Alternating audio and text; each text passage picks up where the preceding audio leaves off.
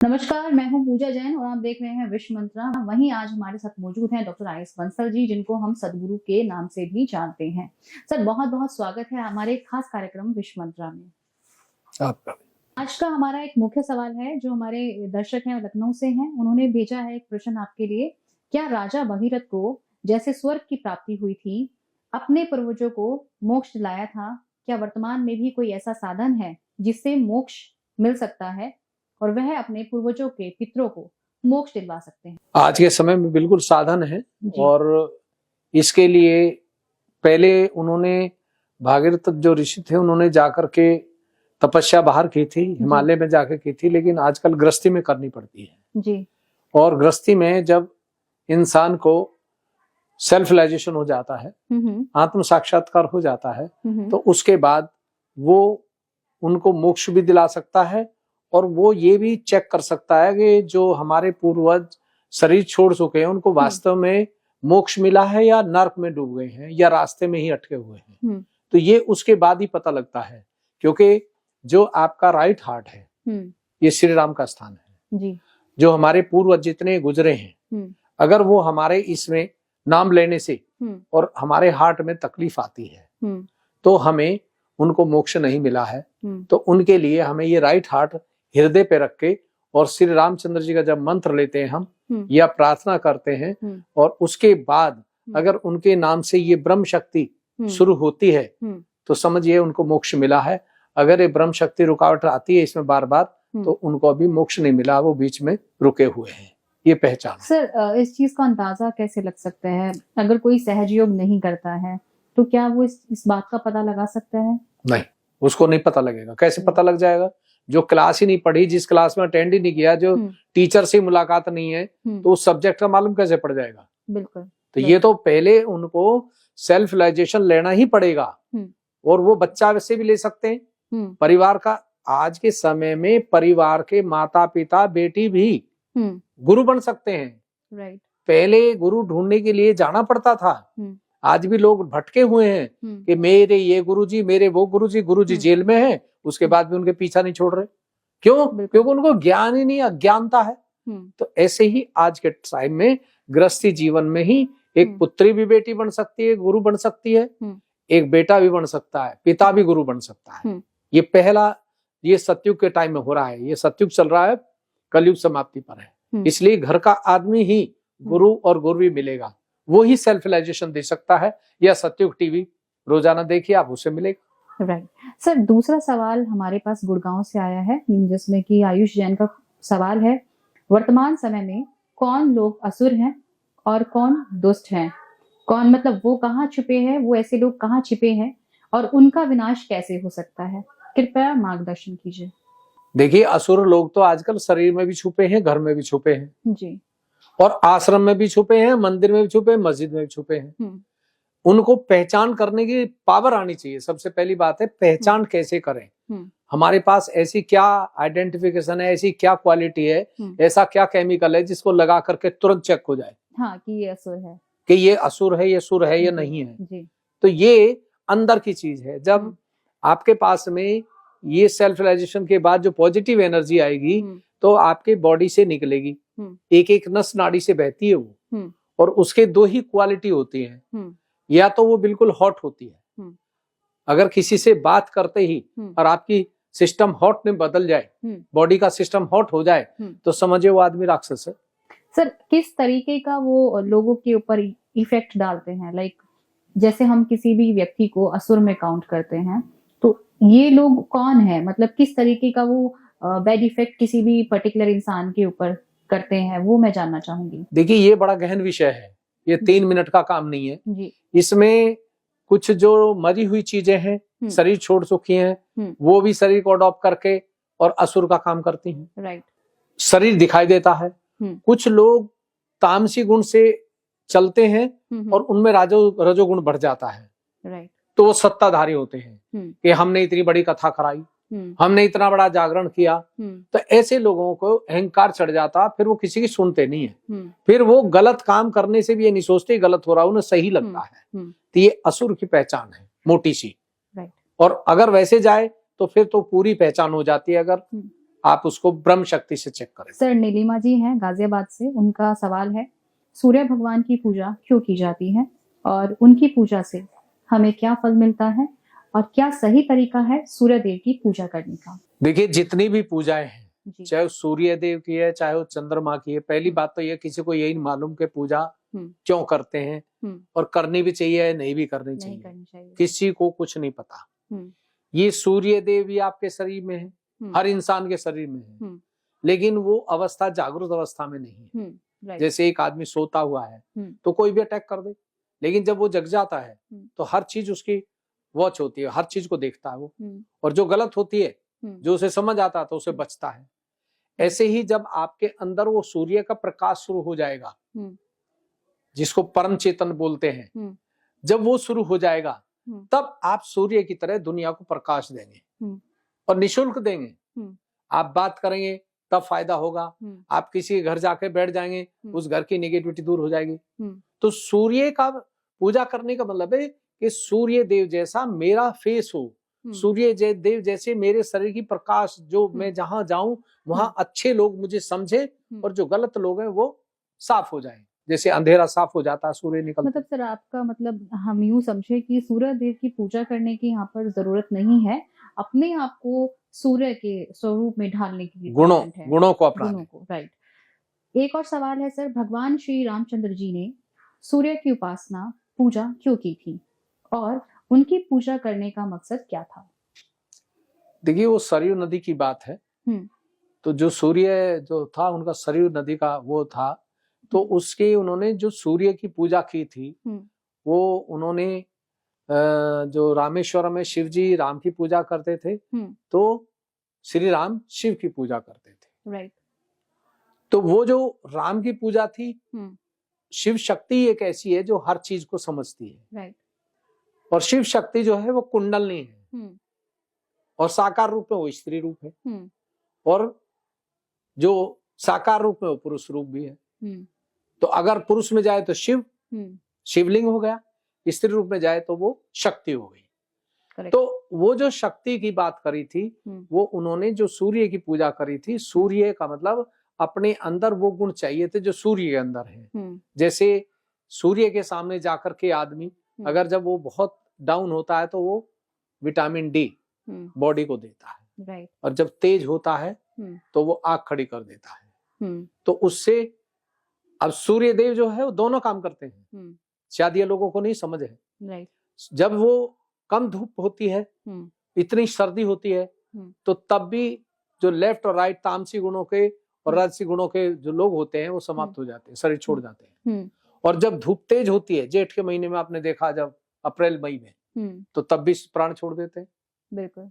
तो जो आदमी ज्यादा लेफ्ट साइड होता है, इड़ा नाड़ी जिसकी बहुत ज्यादा कमजोर होती है, ऐसे लोग सर्दी में बहुत जल्दी स्वाहा हो जाते हैं। और जिनकी राइट साइड फास्ट होते सूर्य नाड़ी, वो जब तेज धूप होती है और गर्मी पड़ती है माह के महीने में, जेठ के महीने में, उस समय वो अपने आप शरीर छोड़ जाते हैं। तो सूर्य देव दोनों काम करते हैं। राइट। लोगों को नहीं पता।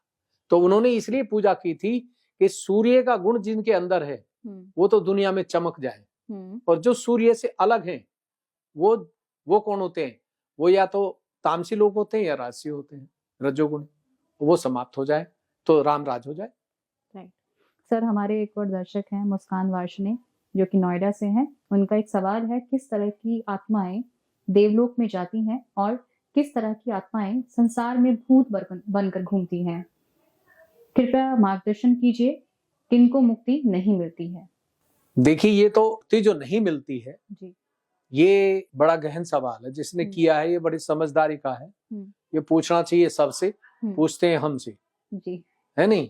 क्योंकि इस बारे में कोई भी बात करने को तैयार नहीं। सर आपसे मुझे ऐसा लगता है सवाल इसे सबसे ज्यादा आपके लिए आते हैं क्योंकि आप एक सदगुरु हैं और आपको बेहतर, आप अच्छी से अच्छी जानकारी लोगों के बीच साझा करते हैं और अच्छी जानकारी आप रखते हैं। चलो वो तो बात ठीक है, लेकिन जो इनका सवाल है वो ये है कि जो इन्होंने पूछा है कि भी किसको मोक्ष मिलता है, किसको कौन सी योनि मिलती है, तो ये एक तो मैं चाहता हूं कि ज्ञानेश्वरी का थोड़ा अध्ययन करें घर पे, चाहे 2 ही श्लोक पढ़ें रोजाना और उसके अर्थ को पढ़ें और उसको दिन में समझें, तो इनको खुद ही ज्ञान हो जाएगा और सबसे पहले जब हमको सेल्फ रियलाइजेशन, हम जो इस संसार में आए ना, हम केवल एक ही चीज के लिए आए, हमारा और कोई काम नहीं है। हमें इस मनुष्य 84 लाख में एक योनि ऐसी है मनुष्य की जो परमात्मा से मिल सकती है, और कोई भी योनि ऐसी नहीं जिसमें परमात्मा से मिला जाए।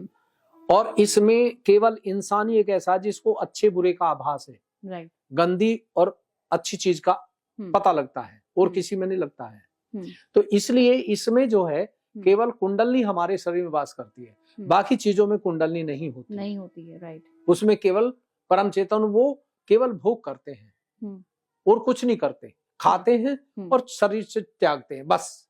हम ज्ञान इंद्रियां हमारे अंदर, हम देखते हैं, हम परखते हैं, हम बोलते हैं, ये ज्ञान इंद्रियां हमारी, तो ये मनुष्य में ही है। तो अगर मनुष्य का शरीर लेफ्ट साइड से छूटता है तो भूत योनि में जाते हैं। अब ये तो पहचान तब होगी जब आपको वो शक्ति प्राप्त हो कुंडली की। जब कुंडली शक्ति प्राप्त होगी तो तब आप 2 मिनट में परख लेंगे कि जो आदमी ने शरीर छूटा वास्तव में उसको जन्म मिला या नहीं मिला, या भूत योनि में गया या 84 लाख में। जब ये शरीर जहां से हमारी ये कुंडलनी आई थी, देखा ये तालु भागे से चलता है, यहाँ से आती है ये, जिस रास्ते से ये आई थी इसी रास्ते से अगर शरीर छोड़ दे तो फिर जिंदे जी आप मोक्ष है, फिर मृत्यु के बाद मोक्ष नहीं है। अगर ये शरीर में रोजाना आपको महसूस यहाँ होती है, जो बच्चे का एक तालु चलता है ऐसे, गड्ढा जो होता है छेद, उससे अगर ये चलता है और वहां से ठंडक रहती है तो आपका फिर मोक्ष ही है। फिर आपको सोचना नहीं है कि मरने के बाद मोक्ष मिलेगा, फिर आपको जिंदे जी मोक्ष है। लेकिन सर ये बहुत कठिन रास्ता है मेरे हिसाब से, मोक्ष पाने का बहुत ही कठिन रास्ता है जो आप अभी लोगों के बीच साझा कर रहे हैं।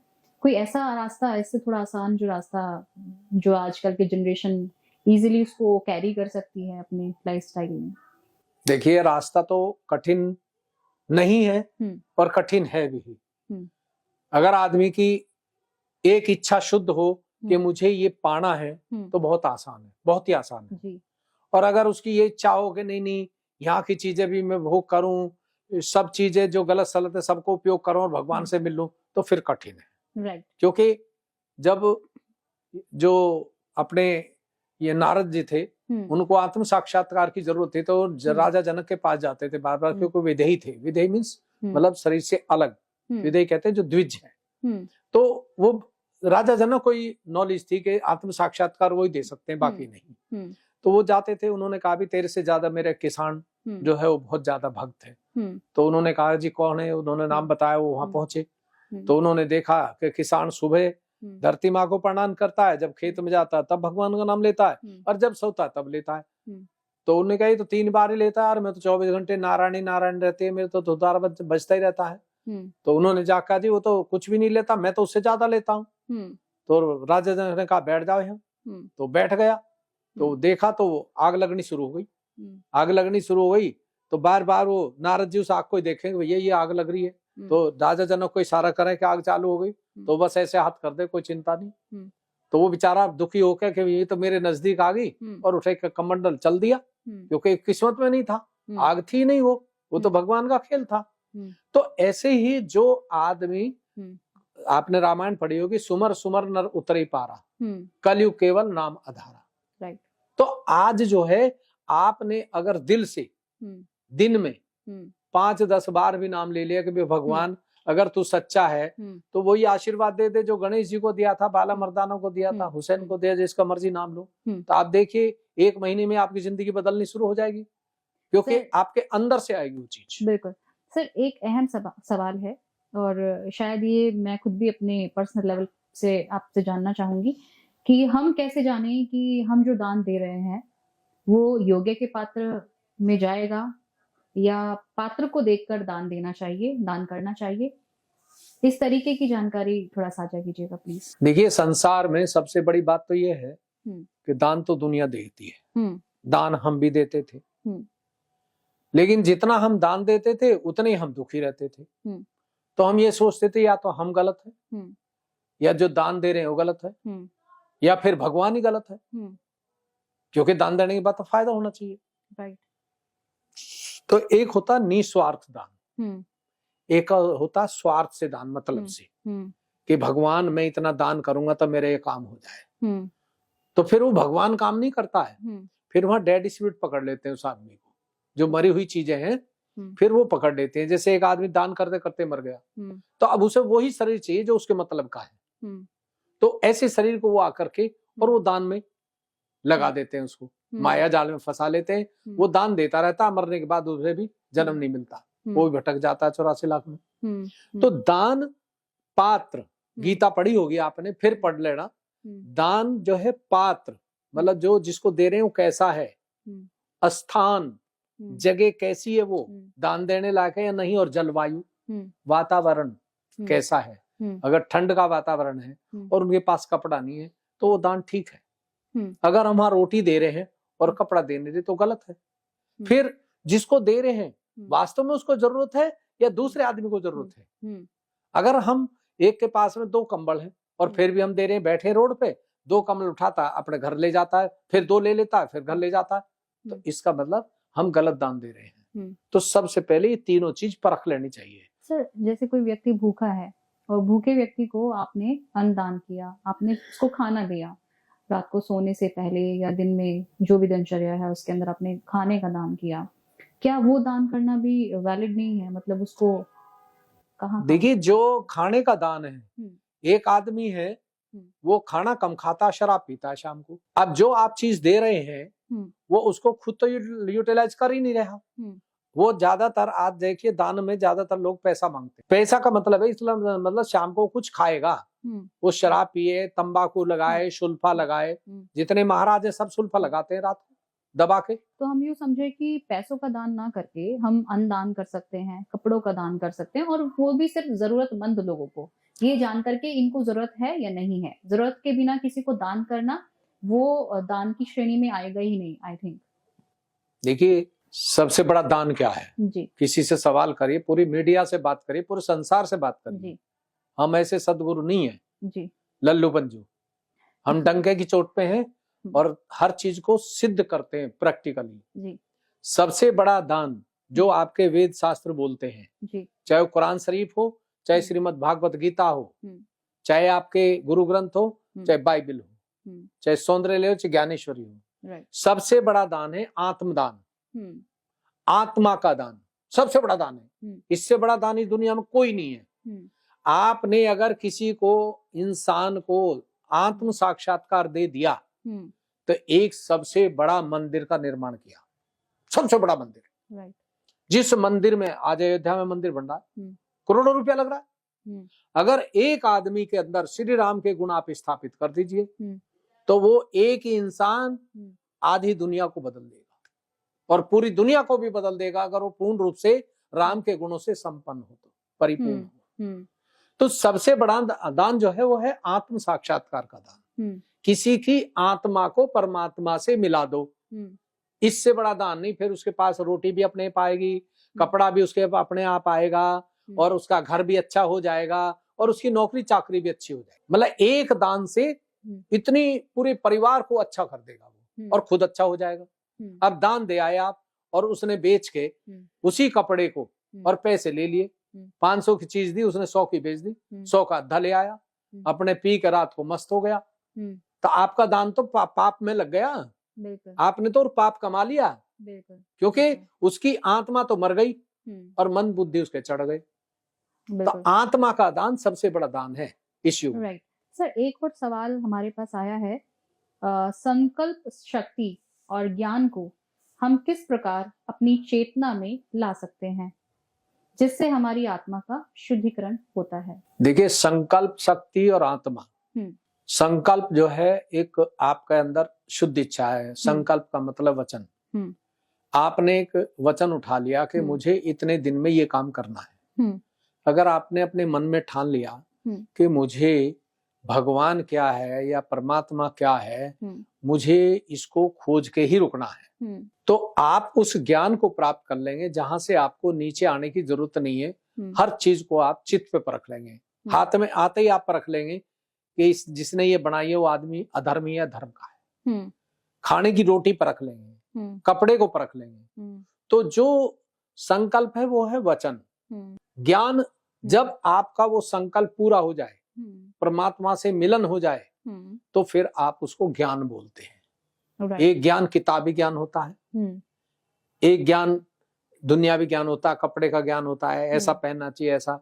एक आत्मा का ज्ञान होता है। जो आत्मा का ज्ञान होता है वो सुप्रीम ज्ञान है। उसमें बच्चा भी गुरु हो सकता है, कोई स्त्री भी गुरु भी हो सकती है, और साधारण कपड़ों में मिल सकता है ऐसा गुरु। उसको आप फिर बादशाह बोलते हैं।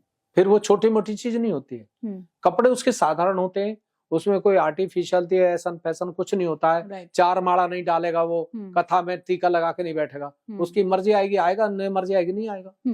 अपनी मर्जी का राजा होता है। बिल्कुल। तो उसको आप जो है सदगुरु कहें या भगवान के अवतार का शरीर ही बोले, क्योंकि जो भगवान के अवतार में श्री राम में गुण थे या श्री कृष्ण में गुण थे, और वही अगर इंसान के अंदर गुण है तो वो श्री कृष्ण भगवान का ही शरीर है, फिर दूसरा नहीं है। क्योंकि उन्होंने भी रासलीला करके ये आत्म साक्षात्कार ही दिया था। गोपिकाओं के कपड़े चोरी करते थे, उनके चित्त को अपनी तरफ खींच के फिर उनको आत्मा की शक्ति जागरूक करते थे।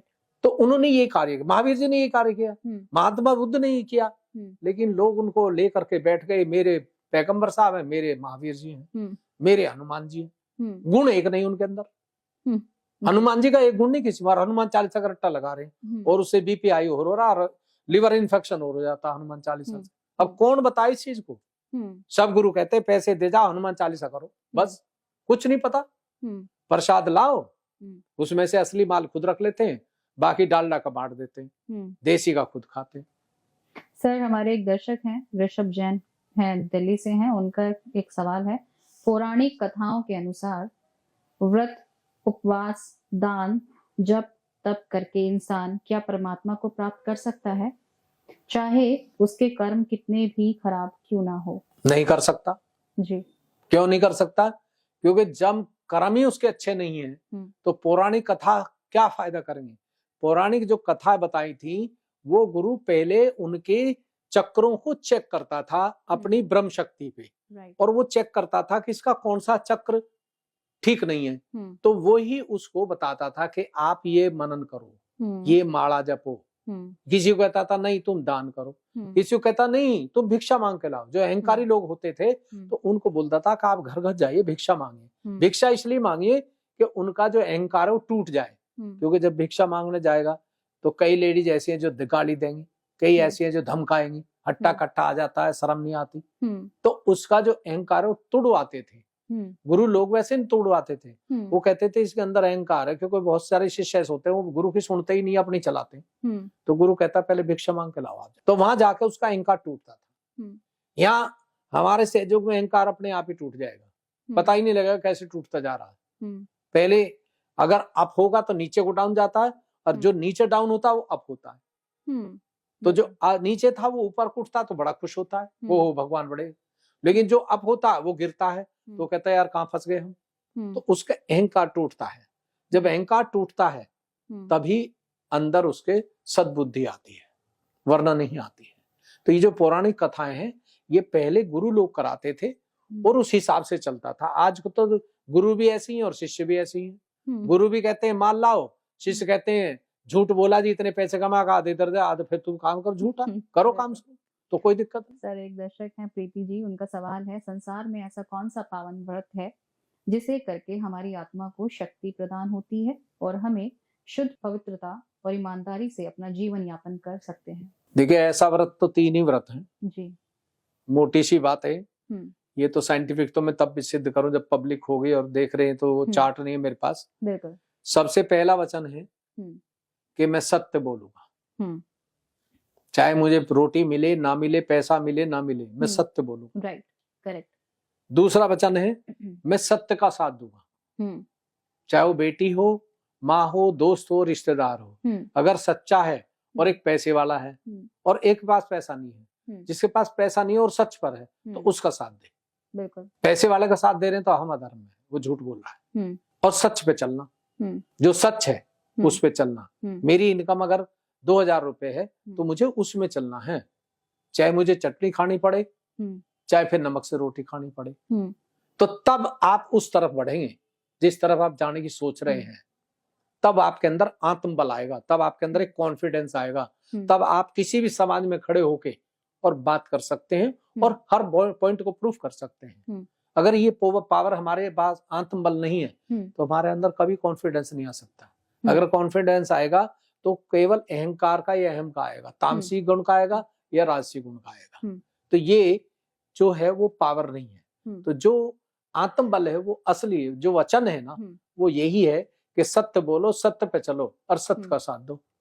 ऐसे आदमी बिरले मिलेंगे और वही भगवान से जल्दी मिलते हैं, सब नहीं मिल पाते फिर। चाहे वो एक झोपड़ी में रहते हो, आप जितने भी ऋषि मुनि थे अवतरण आए, आप उनकी जीवन उठा के देख लीजिए, कहाँ रहे वो? सब तो जंगल में रहे, कुशा पे सोए, कौन महल में रहा? आज महल वाले चाहते हैं भगवान से मिलने, क्या बात कर रहे हैं? इतनी जल्दी नहीं मिल सकते हैं। अगर उनकी शुद्ध इच्छा है तो वो भी मिल सकते हैं, लेकिन थोड़ा सा उन्हें त्याग करना पड़ेगा। जो राजा वीर विक्रमादित्य थे, महात्मा बुद्ध थे, कितने राजा के लड़के थे, लेकिन उनके दिमाग में एक ही बात बैठ गई कि मुझे भगवान चाहिए, और निकल पड़े वो राजमहल छोड़ के। तो जितने भी ऋषि मुनि आए सबने कष्ट उठाया, लेकिन वो फिर बादशाह हुए। आज भी उनका नाम ले रहे हैं सब लोग। उस समय तो नहीं लिया किसी ने भी। पैगंबर साहब को किन्होंने माना? श्री कृष्ण को कब माना? उनके दौर में तो कोई मंदिर बना ही नहीं, करेक्ट सर, एक भी। जब वो चले जाते हैं तब उसके बाद मंदिर बनाओ चाहे मस्जिद बनाओ, उन्हें क्या मतलब? वो तो चले गए। अब श्री राम का मंदिर बन रहा है और श्री राम बहुत सारे आ चुके। पहले एक राम आए, तब बहुत सारे आ चुके। अब उसको कौन पहचानेगा? अब वो ना तो मंदिर में मिलेंगे आपको, वो तो रास्ते में भी टक्कर सकते हैं। जिसके अंदर राम के गुण हैं और राम जैसा आचरण है तो वो श्री राम ही है। अगर ऐसे कोई मिलता है तो उसी पुरुष को साकार रूप में प्रणाम कर लो, वही राम मंदिर है। बिल्कुल। और वहां जाओ और राम के गुण आए नहीं तो क्या फायदा हो? सर बहुत बहुत शुक्रिया आपका। आपने जप तप उपवास और दान से रिलेटेड बहुत सारी जानकारियां दर्शकों के साथ साझा की। हालांकि सवाल अभी भी काफी शेष हैं, लेकिन इन सवालों को हम नेक्स्ट के अपने कार्यक्रम में जरूर लोगों के साथ साझा करेंगे, इनके जो जवाब हैं आपके माध्यम से। तो फिलहाल के लिए इतना ही। तो नेक्स्ट कार्यक्रम में हम आपको आपके सारे सवालों के जवाब देंगे। नमस्कार।